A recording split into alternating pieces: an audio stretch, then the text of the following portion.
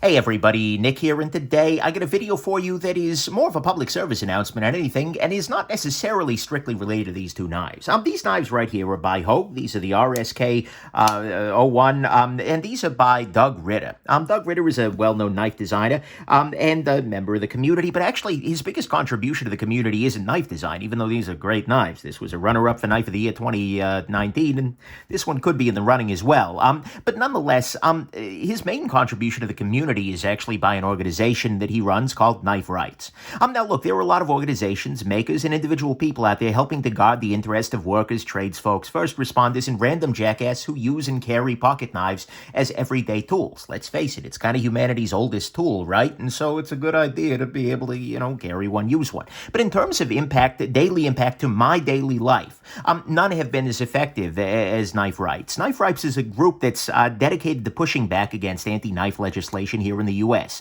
They are supported by damn near every knife-making company out there, and I think there's very good reason for that, because honestly, Knife Rights sees knife laws as a civil rights issue, which it 100% is. Their goal is to stop people from being harassed on the basis of tools they carry every day for their work, for their life, or in some cases for fashion blogging. Let's be real here. But at the same time, since these laws tend to be selectively focused on knives identified with immigrant populations, for instance, balisongs or stiletto-style switchblades, Bowie knives, all of those things. And because these laws, especially when they're selectively enforceable, when they're very hard and vague, those tend to be enforced more often against people of color, immigrants, lower-income populations. Fighting these bad laws is not just a win for people wanting to carry the most effective tools for work, but it's a win for justice and equality in general, in my estimation. So, and the thing is, Knife Rights, in fighting these laws, has actually chalked up a bunch of wins. They are undoubtedly effective.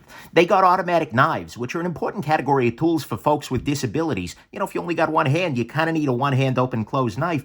They got those legalized in Michigan and a bunch of other places, and that's where I used to live, so they made a direct impact in my daily life there.